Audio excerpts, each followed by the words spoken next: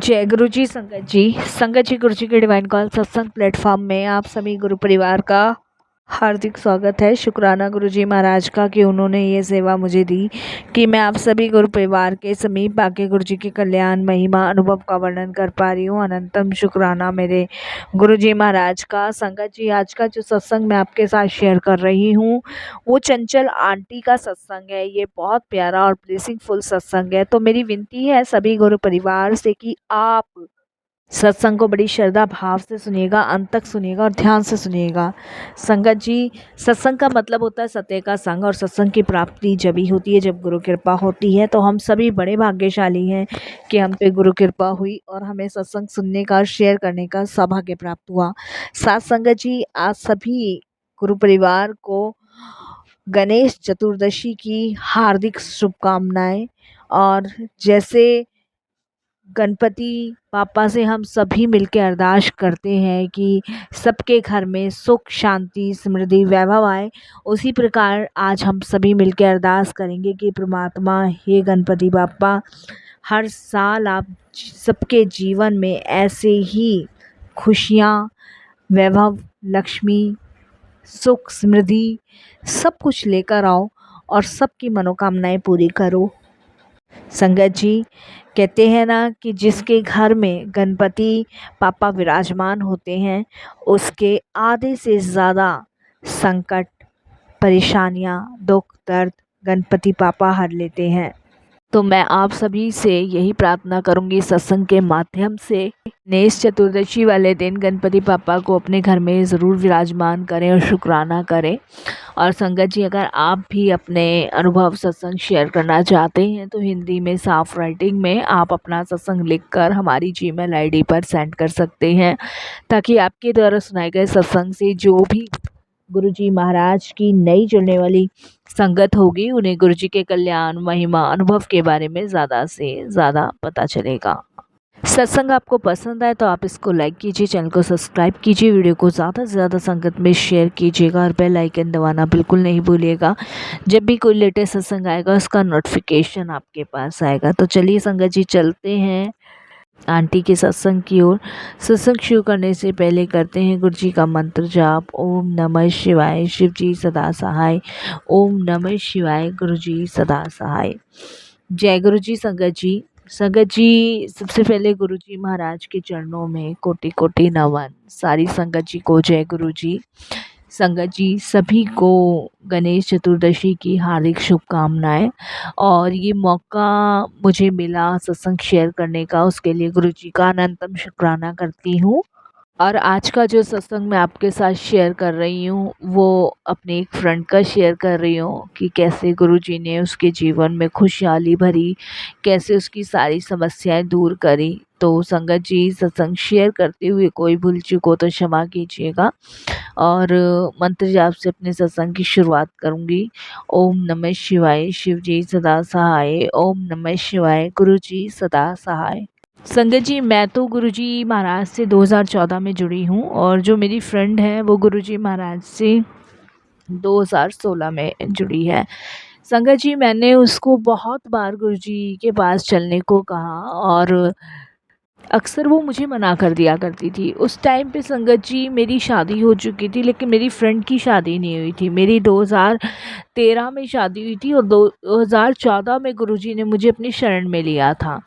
और मेरी फ्रेंड की शादी हुई थी संगत जी 2016 में, उसकी शादी हुई थी। और 16 या 17 के आसपास संगत जी उसे गुरुजी ने अपने चरणों से लगाया था। हाँ, शादी के बाद ही वो जुड़ी थी। जब शादी से पहले मैं भी संगत जी कुछ भगवान को मानती थी, बाकी सब में इतनी आस्था वगैरह नहीं थी और ऐसी मेरी फ्रेंड का हाल था।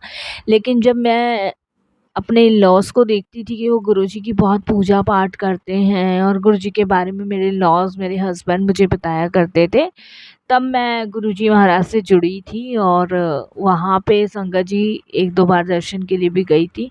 तो मैं अपनी फ्रेंड को भी बताती थी गुरुजी के बारे में, बट संगत जी उसकी आस्था, उसका विश्वास गुरुजी में बहुत कम था। वो अक्सर मुझे मना कर दिया करती थी कि भाई मैं नहीं जाऊँगी। तो मैंने कहा भाई अभी जुड़ जा तो ज़्यादा सही है, नहीं तो फिर शादी होगी तो देख ले। तो वो मुझसे कहती थी नहीं, मेरी तो लाइफ में सब कुछ ठीक है, मुझे ज़रूरत नहीं है, और वैसे भी मैं अ, इतना नहीं साधु संतों में नहीं जाना चाहती। और उधर संगत जी कहती थी कि मेरी फैमिली भी नहीं मानेगी, तो उसकी फैमिली भी कुछ इसी नास्तिक टाइप की थी, और वो गुजर थे, तो संगत जी इतना भगवान में बिलीव भी नहीं करते थे। लेकिन संगत जी हमारा विश्वास ईश्वर में बहुत ज़्यादा था, मेरी फैमिली वालों का। लेकिन मेरा भी ऐसी ठीक ठीक था। लेकिन संगत जी जब मैं मैरिड होके ससुराल गई तो मेरे सारे इन लॉज, मेरे हस्बैंड जितने भी थे, वो सब गुरुजी को बहुत मानते थे। तो उन्हीं के माध्यम से मैं गुरुजी महाराज से जुड़ी। तो मैं अपनी फ्रेंड को बताया करती थी गुरुजी के बारे में, लेकिन वो मुझे मना करती थी।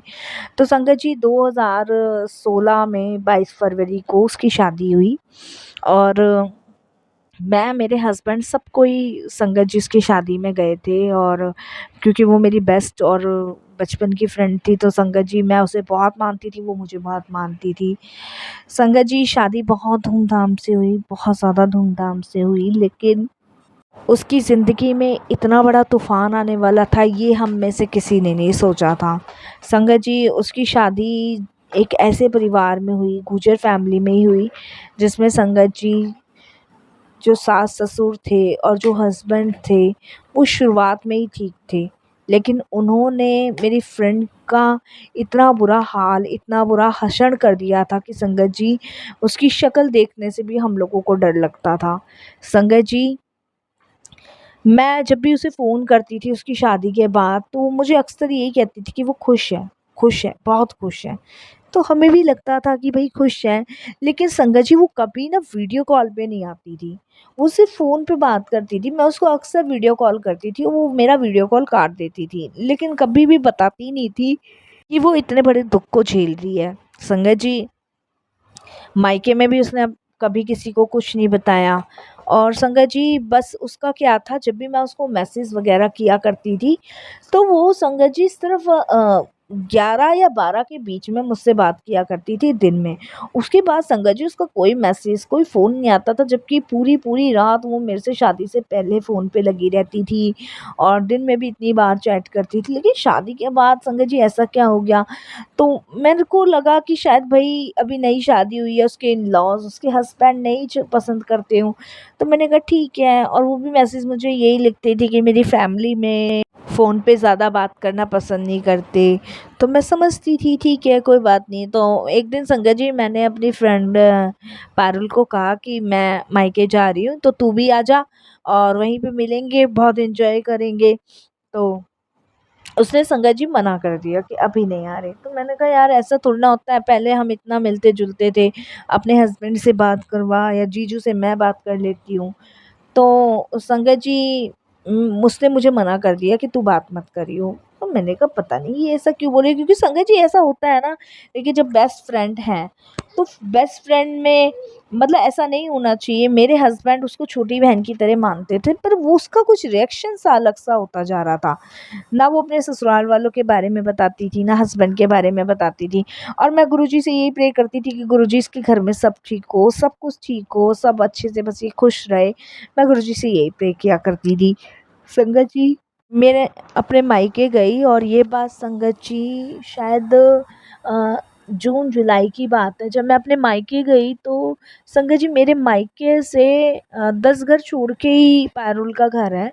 तो मैं मायके गई तो मेरी मम्मी ने मुझे थोड़ा-सा डिस्कस किया था उस समय कि पारुल के ससुराल वाले पारुल को बहुत दुखी कर रखा है, और ऐसे-ऐसे बात है, अभी तो इनके यहाँ झगड़ा भी हुआ था।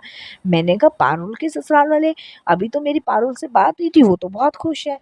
तो मम्मी कह रही पता नहीं, मैंने तो सुना है। जब मम्मी ने बताई तो संगत जी मैं पारुल के घर पहुंची, तो संगत जी वहाँ पे मैंने बात करी, तब आंटी ने मुझे बताया कि ऐसे ऐसे उसका हस्बैंड उसको मारता है, सास दुखी करती है। तो संगत जी मैं थोड़ी सी परेशान हो गई। मैंने कहा भाई पारुल से मेरी बात हुई, पारुल ने तो कोई डिस्कस नहीं किया। तो संगत जी मैंने तुरंत पारुल को फ़ोन किया, और फ़ोन किया तो उसने मेरा फ़ोन नहीं पिक किया। तो मैं बड़ी परेशान, मैंने कहा पिक नहीं कर रही है फ़ोन। फिर संगत जी मैंने गुरुजी से अरदास लगाई, प्रार्थना करी कि गुरुजी सब ठीक हो, सब ठीक हो। तो संगत जी उसका फिर मेरे पास फ़ोन आया, तब मैंने पारुल से पूछा, मैंने कहा सच से बता क्या है क्या नहीं है। तो संगत जी उस दिन वो बहुत रोई और उसने मुझे बताया कि मैं तुझे इसलिए नहीं बताना चाहती थी कि तू परेशान होएगी, इसलिए मैं नहीं चाहती थी। तब संगत जी उसने मुझे बोला कि उसके जो ससुराल वाले हैं, उसका जो हस्बैंड है वो बहुत मारता पीटता है और ससुराल में सास ससुर बहुत तंग करते हैं, पूरे दिन वो काम पे लगी रहती है। सब कुछ उसने बताया कि उसका हस्बैंड बहुत ड्रिंक वगैरह करते हैं। ये सब उसने जब मुझे बताया तो मैंने उसको बोला, मैंने कहा तू अपने ससुराल का एड्रेस दे, मैं आ रही हूँ। तो उसने मुझे मना कर दिया कि नहीं हाँ मत आइयो, ये वो बहुत सारी चीज़ें उसने शेयर करी मुझसे। उसने मुझे मना किया। तब संगत जी हद जब ज़्यादा हो गई तो संगत जी उसके ससुराल वालों ने उसे बहुत मारा पीटा, तब उसके मायके वाले उसको वहाँ से वापस ले आए। संगत जी जब मेरी फ्रेंड मायके में आके रहने लगी तब मेरा उसके मायके में जाना हुआ और मायके में जाना हुआ, मैंने अपने हस्बैंड से भी डिस्कस किया। संगत जी मैं अपनी फ्रेंड की शक्ल देख के डर गई, उसकी आंखों के नीचे इतने काले घेरे। संगत जी वो इतनी डरी हुई, सहमी हुई, डिप्रेशन में बहुत बुरी तरीके से, मतलब मेरी फ्रेंड फ्रेंड लग ही नहीं रही थी। और मैं उसको बार-बार पूछी थी कि तुझे क्या हुआ, क्या हुआ? संगत जी जब उसने मुझे सारी कहानी बताई तब मैं उस दिन परेशान हुई। उसके बाद संगत जी मैं उसको गुरुजी के दरबार लेके गई। गुरुजी के दरबार लेके गई संगत जी, मैंने वहाँ माथा टेका और गुरुजी से यही कहा कि गुरुजी आप सबकी सुनते हो, इसकी भी नैया पार लगा दो, इसका भी परिवार ठीक कर दो। मेरी फ्रेंड है गुरुजी, मैं नहीं देख सकती इसको इसके हाल में गुरुजी, अगर मेरा जो भी पुण्य का फल है वो आप इसको दे दो। संगत जी ये बात मैंने उस दिन गुरुजी से कही, गुरुजी के दरबार में। संगत जी इस तरीके से मेरी फ्रेंड जो है गुरुजी के पास जाने लगी मेरे साथ। और संगत जी जब मेरी फ्रेंड गुरुजी के पास जाने लगी तो आप बिलीव नहीं करोगे, मेरी फ्रेंड के अंदर जो शांति सुकून उस समय आया, वो संगत जी शादी के बाद उसे कभी नहीं मिला। उसने साफ सीधे से यही कहा कि शादी के बाद मेरी जो ज़िंदगी नरक बन गई थी, अब मुझे लगता है कि उस नरक के बदले अगर मुझे भगवान मिल रहे हैं तो मैं यहाँ आना कभी नहीं छोड़ सकती। और उसका यही कहना था कि मैंने क्यों तेरी बात पहले नहीं मानी और क्यों मैं गुरुजी के पास नहीं आई। गुरुजी के पास जाना, लंगर करना, चाय प्रसाद लेना, जल प्रसाद लेना और संगत जी गुरुजी की भक्ति में लग जाना, यही मेरी फ्रेंड पारुल ने किया। और आप विश्वास नहीं करोगे, आज संगत जी वो अपने ससुराल के अंदर बैठी गुरुजी की कृपा से, उसका पति नाक रगड़ता हुआ आया था मेरी फ्रेंड के घर उसको ले जाने के लिए। उस समय संगत जी हम भी मौजूद थे, मेरे हस्बैंड भी मौजूद थे और आप विश्वास नहीं करोगे उसे अपनी गलती का पछतावा हुआ, कैसे नहीं हुआ ये गुरुजी जाने। लेकिन हमें इतना पता है संगत जी कि जिस समय वो मेरी फ्रेंड को लेने आया था, उस समय संगत जी वो पूरी तरीके से टूटा हुआ था, उसका साथ किसी ने नहीं दिया था। वो खुद ही इस चीज़ को एक्सेप्ट कर रहे थे कि मेरे से बहुत बड़ी गलती हुई, मैंने अपने माँ-बाप के कहने में आके तुम्हें मारा-पीटा, तुम्हारी कदर नहीं करी, मेरे से बहुत बड़ी गलती हो गई, मुझे माफ़ कर दो। संगत जी गुरुजी ने कैसे 1 मिनट में मेरी फ्रेंड का भाग्य बदल दिया, ये मैं और मेरी फ्रेंड अच्छे से जानते हैं। संगत जी आज की डेट में मेरी फ्रेंड गुरुजी के दरबार जाती है, माथा टेकती है, उनका शुक्राना करती है। आज मेरी फ्रेंड के पास एक बेटी भी है, एक बेटा भी है और ये गुरु की कृपा है, जो कि देखो उसकी फैमिली सेटल हो गई। और उनसे बस यही कहती हूँ मैं हमेशा गुरुजी से कि गुरुजी किसी लड़की के जीवन में दुख ना आए, क्योंकि लड़की के जीवन में दुख आने का मतलब है गुरुजी कि उसकी पूरी ज़िंदगी ख़त्म हो जाती है। बस संगत जी मैं यही कहूँगी कि आखिर आज मेरी फ्रेंड खुश है अपने जीवन में तो गुरु की कृपा से है। उसके हस्बैंड को अकल आई तो गुरुजी की कृपा से आई। कैसे आई कैसे नहीं आई ये गुरुजी महाराज जाने, हमें नहीं पता। लेकिन मैं यही कहूँगी कि शायद गुरुजी ने उसे अपने से जोड़ा, उसका कल्याण करने के लिए जोड़ा और जो भी उसने दुख परेशानी सही, वो संगत जी उसके बुरे कर्मों का कारण था, जो कि गुरुजी ने बहुत छोटे में काटा।